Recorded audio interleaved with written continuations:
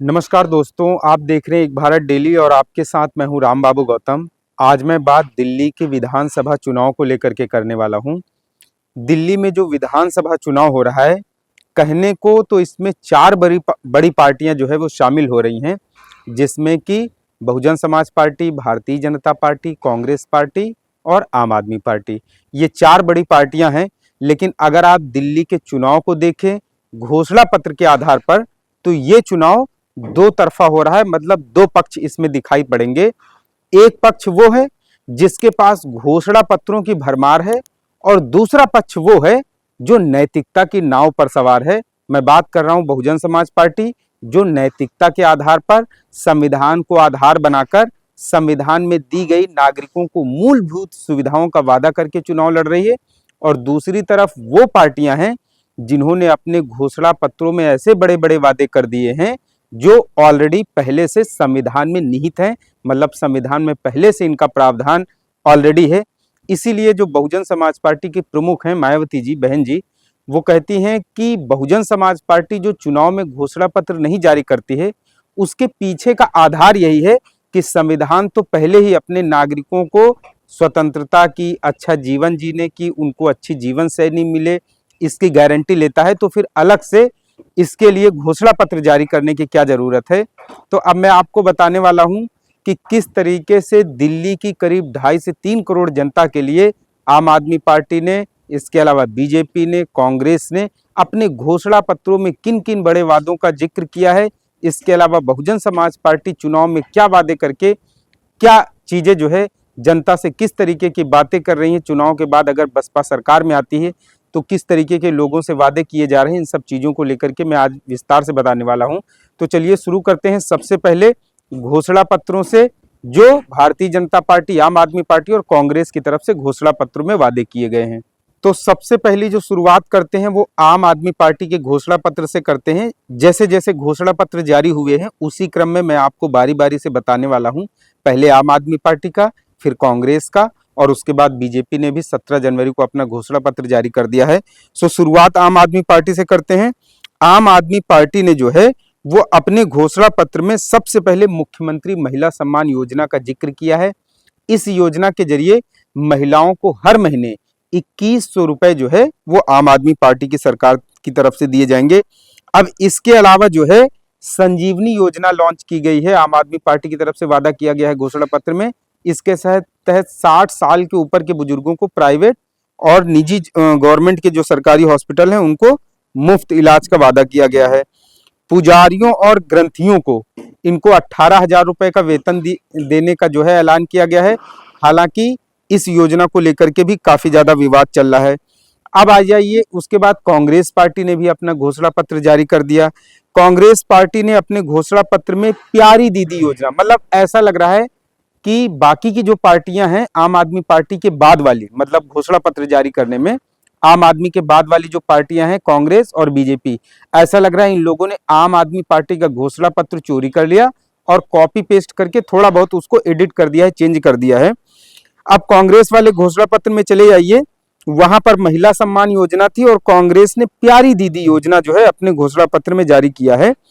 इसमें यह कहा गया है प्यारी दीदी योजना में कि महिलाओं को 2500 रुपए, मतलब 2100 रुपए आम आदमी पार्टी की सरकार देगी और कांग्रेस कितना देगी, 2500, 400 रुपए बढ़ा के 25 रुपए। मतलब देखिए कैसे लुभाने की कोशिश की गई है। 2500 रुपए प्यारी दीदी योजना के तहत। अब इसके अलावा युवा उड़ान योजना, कांग्रेस ने कहा है उसकी सरकार दिल्ली में बनेगी तो युवा उड़ान योजना लॉन्च की जाएगी। इसके तहत 8,500 रुपए बेरोजगार युवाओं को दिया जाएगा जिनकी अभी नौकरियां नहीं लगी हैं। इसके अलावा दिल्ली में छठ पर्व, जो पूर्वांचल के और बिहार के बहुत बड़ी संख्या में लोग रहते हैं दिल्ली में, उनके लिए जो है छठ पर्व बहुत ज्यादा मायने रखता है। सबसे बड़ा लोक उत्सव होता है छठ पर्व। तो उसको महाकुंभ की तर्ज पर मनाने के लिए, उसके इंतजाम करने के लिए कांग्रेस पार्टी ने वादा किया है। इसके अलावा 500 रुपए में एलपीजी सिलेंडर देने का कांग्रेस पार्टी ने वादा किया है। ये कांग्रेस का घोषणा पत्र है।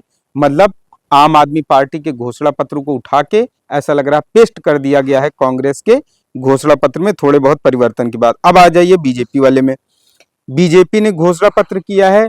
इनका भी घोषणा पत्र आम आदमी पार्टी से मिलता जुलता है। महिलाओं के लिए हर महीने इन्होंने भी 2,500 रुपए देने का, मतलब कांग्रेस पार्टी ने भी 2,500 कहा, आम आदमी पार्टी ने 2100 बोला था, तो बीजेपी ने 400 बढ़ा के इन्होंने भी 2,500 रुपए कर दिया है। इसके अलावा भारतीय जनता पार्टी कह रही है कि वो होली और दिवाली पर एक एक सिलेंडर जो है वो मुफ्त में देगी, होली और दिवाली पर। इसके अलावा बीजेपी ने अपने घोषणा पत्र में कहा है कि वो गरीबों को जो एलपीजी सिलेंडर मिलता है उसमें 500 रुपए की सब्सिडी, मतलब अगर आप 800 रुपए का सिलेंडर खरीद रहे हैं तो उसमें 500 की सब्सिडी, मतलब आपको सिर्फ 300 रुपए देने पड़ेंगे, ये है।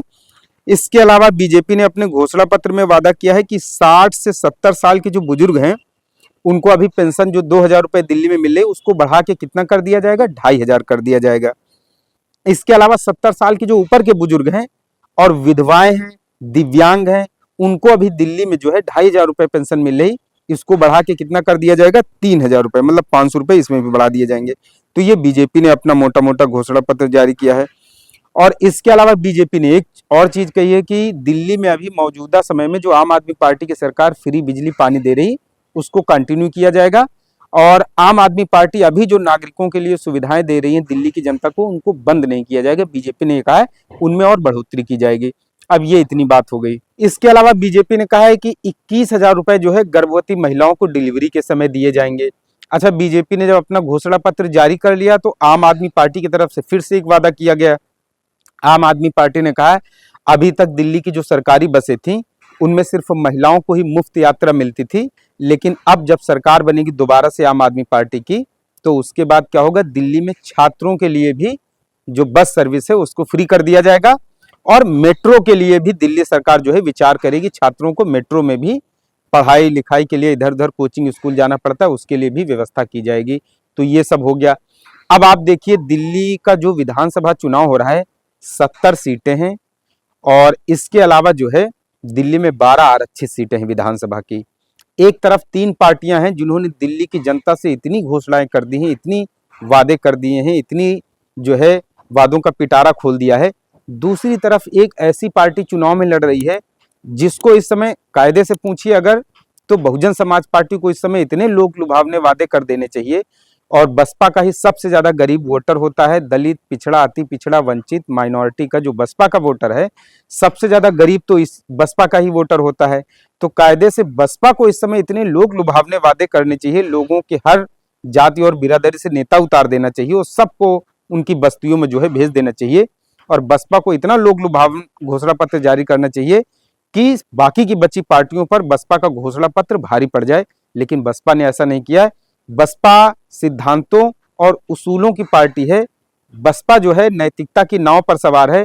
नाव पार लगेगी या मझधार में रह जाएगी ये तो चुनाव के बाद पता चलेगा, लेकिन जिस तरीके से बहुजन समाज पार्टी उसूलों और सिद्धांतों और आदर्शों के आधार पर चुनाव लड़ रही है वो अपने आप में काबिले तारीफ है।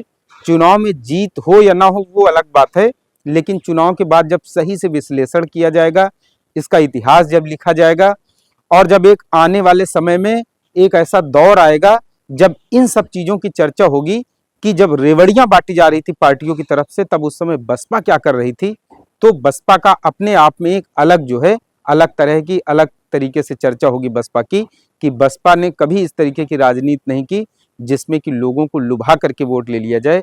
बहुजन समाज पार्टी ने हमेशा नीतियों की बात की है। बहुजन समाज पार्टी ने हमेशा अपनी पिछली सरकारों में जो काम किया है उसी के आधार पर बसपा वोट मांग रही है।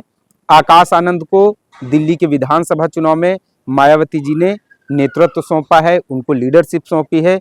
अपने बर्थडे पर उन्होंने आकाश आनंद जी से कहा भी है कि उनको इस बार दिल्ली में अच्छी जीत चाहिए, यही उनके लिए जन्मदिन का तोहफा भी होगा। तो देखना है कि नैतिकता पर सवार बहुजन समाज पार्टी की नाव पार लगती है या बीच में रह जाती है, और इसमें आकाश आनंद की क्या भूमिका रहती है। आपको दिल्ली के विधानसभा चुनाव में बहुजन समाज पार्टी जिस तरीके से चुनाव लड़ रही है, बहुजन समाज पार्टी जिस तरीके से बिना कोई घोषणा पत्र जारी किए हुए जनता के बीच में है, मैदान में है, इसको लेकर के आप क्या कहना चाहते हैं कमेंट करके जरूर बताएं। आपसे अपील है एक भारत डेली को शेयर और सब्सक्राइब जरूर करते रहें। धन्यवाद।